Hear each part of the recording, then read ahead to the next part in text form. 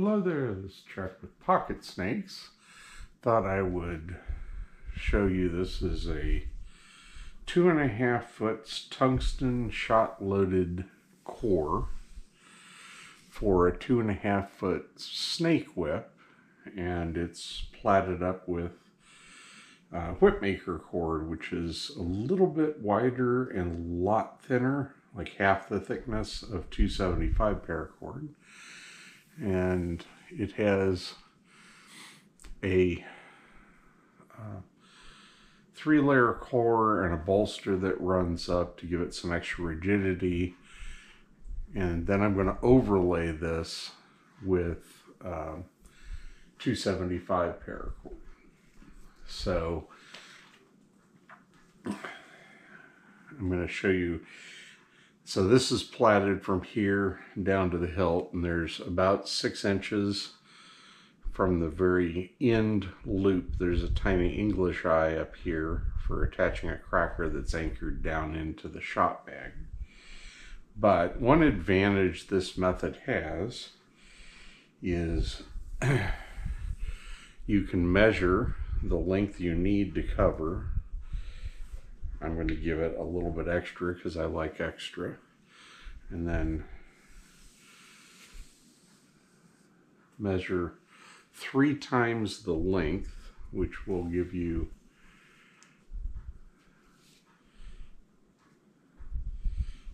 the right amount, which is 1.5 times. As we go forward, and this is going to be an additive build. And so the nice part with this method of construction is that it's really straightforward to add more material when you want to add material. And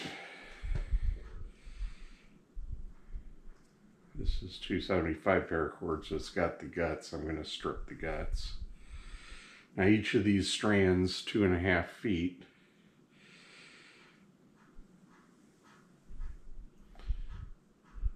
Or almost 3 feet. Let's call it 3 feet, means each of these strands is 9 foot long. And this is a fast way to strip only what you need and do it quickly. Put it on the hook.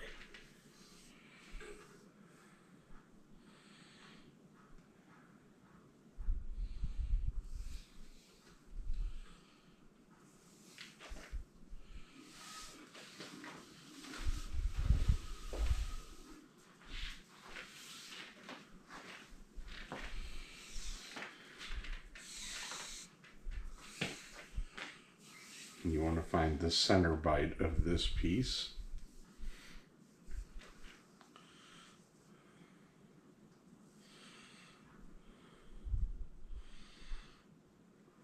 Of these 2 pieces. So we're going to start with 2 pieces of 275 in white. We can do a square start, so just cross them and lay them up against as high up as we can go.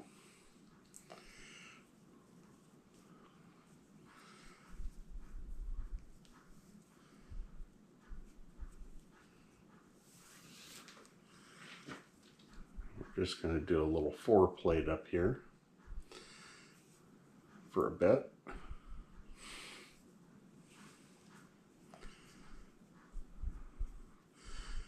I cut some black strands because this is going to be a ringed snake pattern. And I tension and then plate loosely.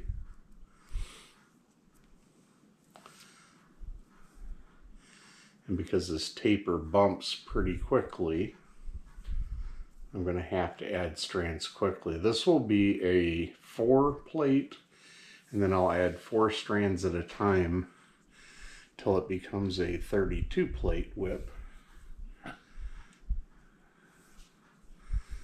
And people wonder how I do additive builds. And So I'd share my method. This is my current method for doing an additive build. People also are like, how long does this take you? It's like, well, I don't actually know how long the overlay takes. There's over an hour worth of prep work to get it to this point.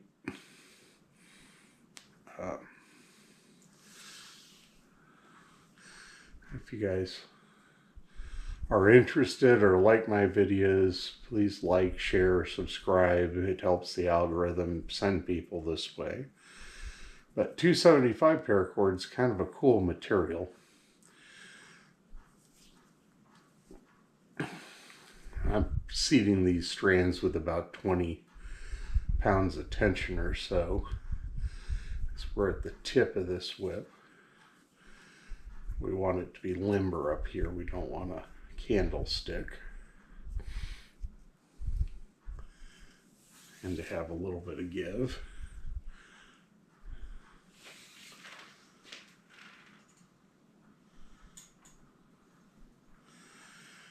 And so there's 2 black strands that I want to introduce here. I'm going to tuck them up underneath. And I'm going to pick up and switch from under one over one to under 2 over 2.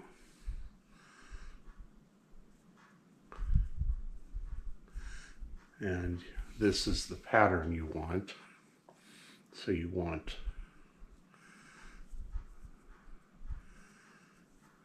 them alternating in this case. It's kind of hard when I start this whip because I've got it up so high so I can do it for the camera. There's no reason to have your hands over your shoulders. It'll wear you out quickly. And it won't add a whole lot.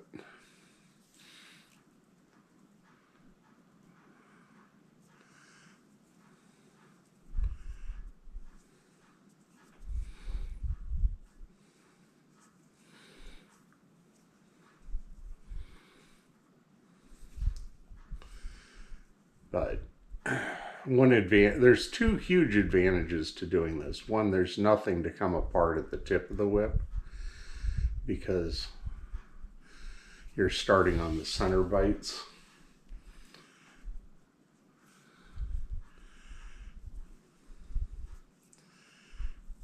And I'm doing an 8 plate at this point.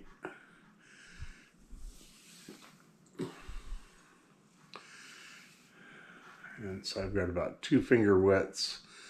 I'm going to want to get to about 2 finger widths.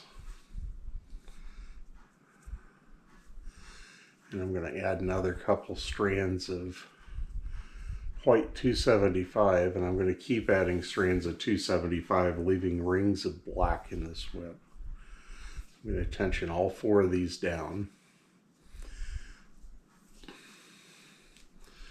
One great thing about 275 paracord or 550 paracord is it's a woven fabric, which means unlike in leather,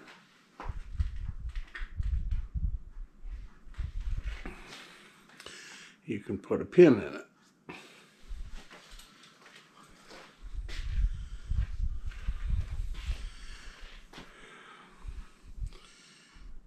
So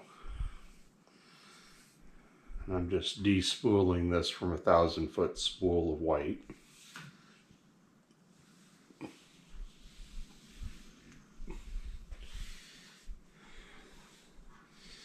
You measure out the end of your one and then double it.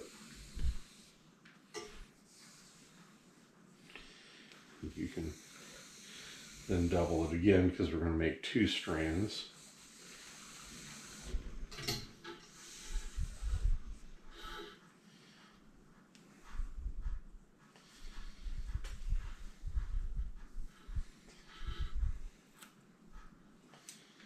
Then you want to find the center bight. So you put it on a hook.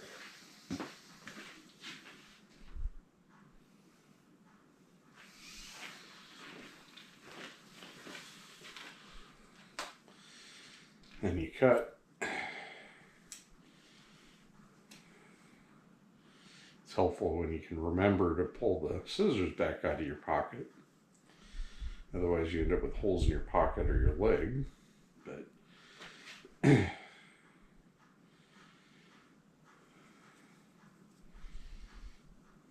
I'm just making 2 stop knots and tying an overhand between them. And I'm splitting part of each of the strands. Get that on a hook.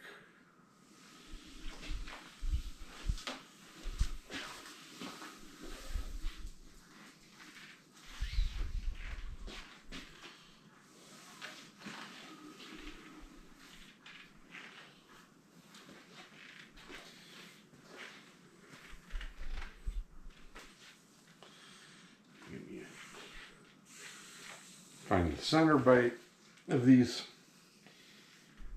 2, which become 4.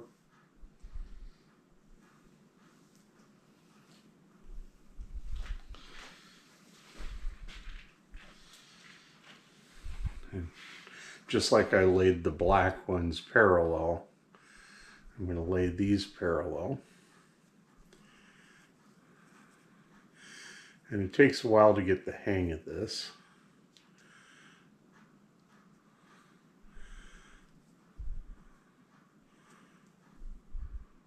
Tuck it all the way up there.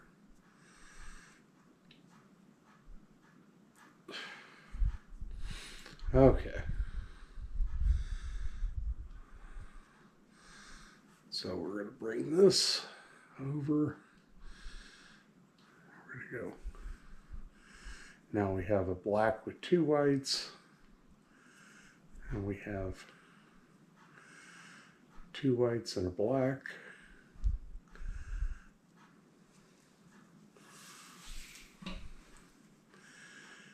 And as with everything else in whips, the details matter, you know, how much tension. Now every time I do one of these adds of 4, which is hard to do in 550 paracord.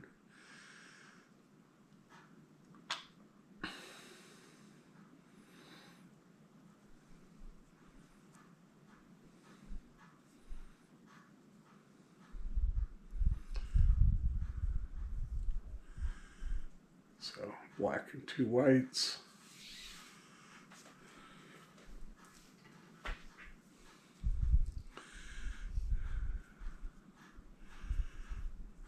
And then the pattern's just, now it's a 12 plate, so it's under 3/3.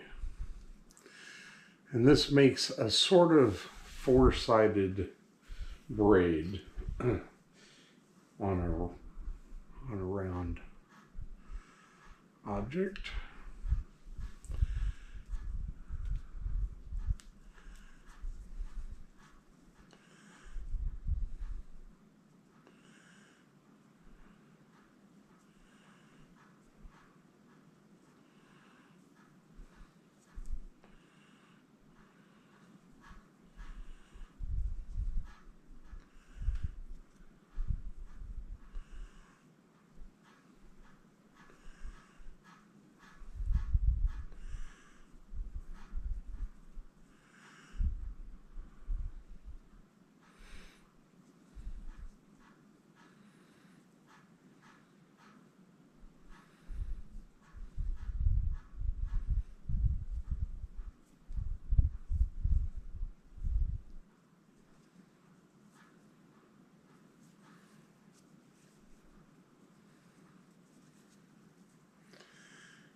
Okay, I missed it. I'm backing it up.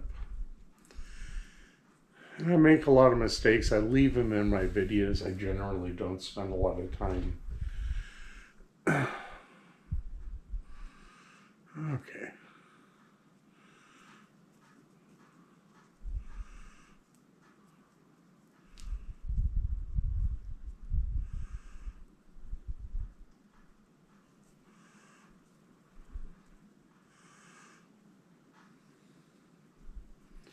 I generally don't spend a lot of time overthinking things, but I do pay a lot of attention as I go.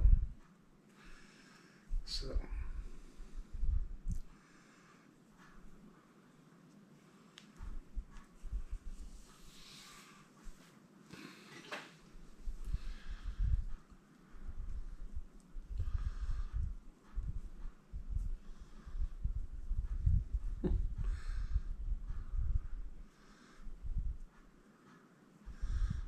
Okay.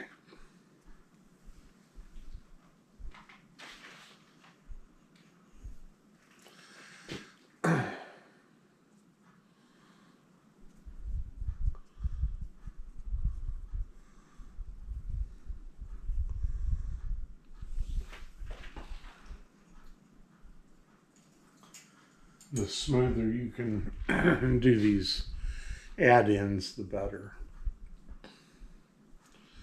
So, and it's important to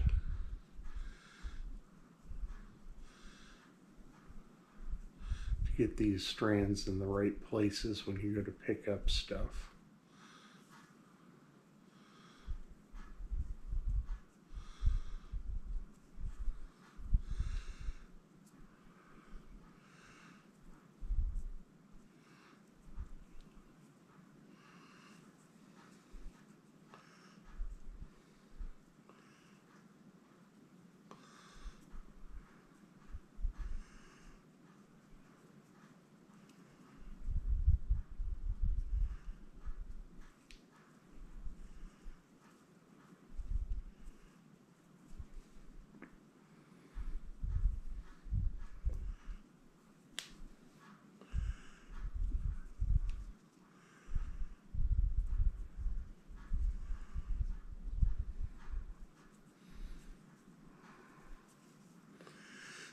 One advantage this method has is when you get the core built to the right dimensions or the right length, you don't have to pre-cut strands. You can cut them on the fly. The other thing that it works really well for is, like, all the measurements are off of the strands that are in place.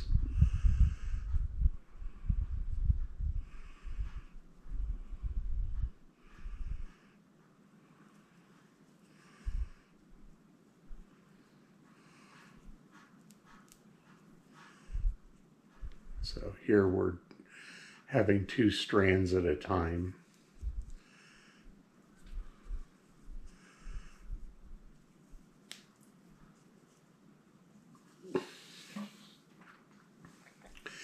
And I generally do these a little looser. So that was the first one. We come below it.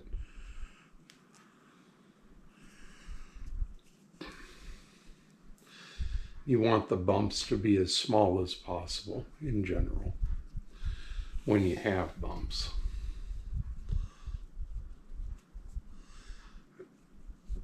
Stretching up that sheath.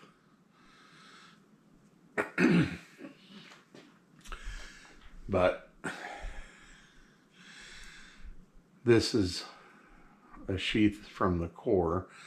There's 3 sheaths over the tungsten shot, so the loop at the end is sewn in to the end of the shot bag with about this much, about 6 inches. And then that 6 inches gets, the whole assembly gets pulled through a couple times. And then there's a bolster stuck on to stiffen it up more in the handle area and on up, to give it a variable bolstering.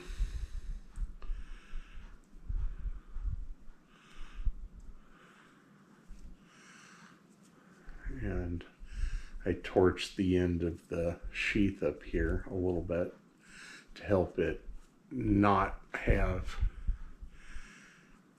any fuzzies, because I didn't want fuzzies coming out.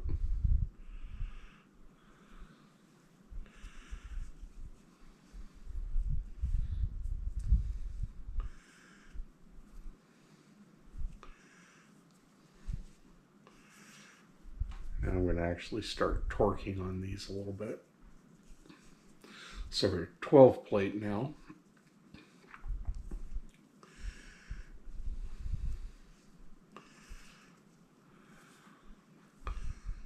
The black strands and two pairs of the white strands are anchored up here. And two of them are kind of slippy. So you don't want to over tension the ones that you just inserted. So you have to watch where they go and where they're tensioning, at least for a couple inches, because we're about to go up over the top of the whipmaker cord.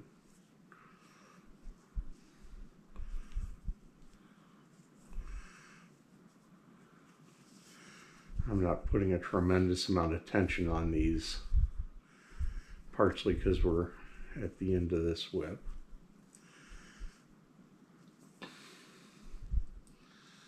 Okay, so now we're at 12. We want to bump it to 16 so that we have better coverage over here. Take our 275.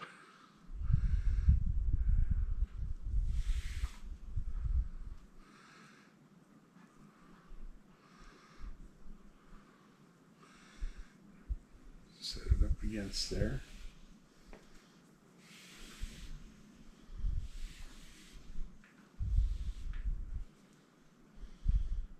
Measuring it against the black strands in this case.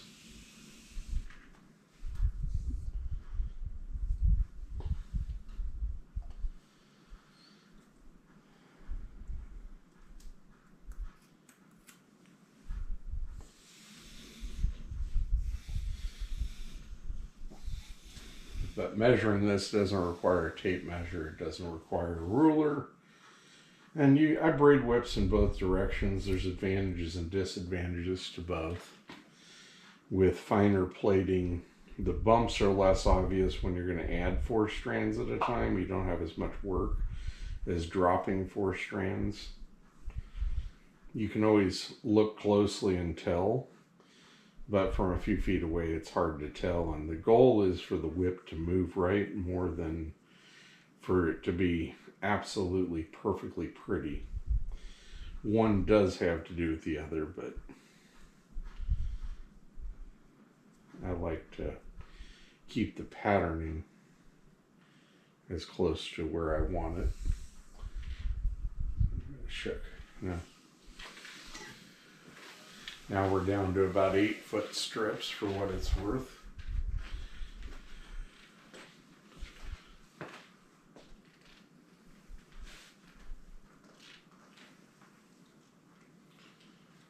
And my scissors are helping me out.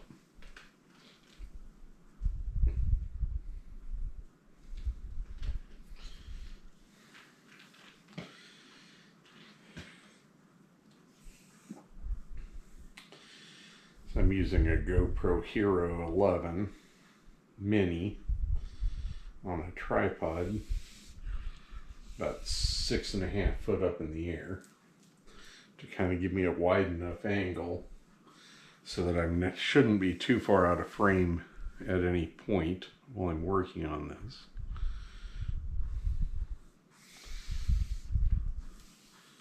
But you want to find the center bight. You're going to lay these 2 white strands over. I'm going to pinch them behind, pick up the other strands, unpin it. I'm going to lift these to the intersection.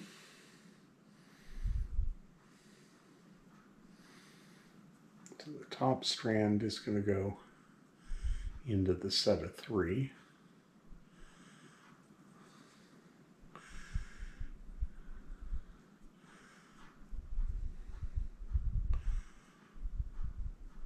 Now we're going to switch to under 4.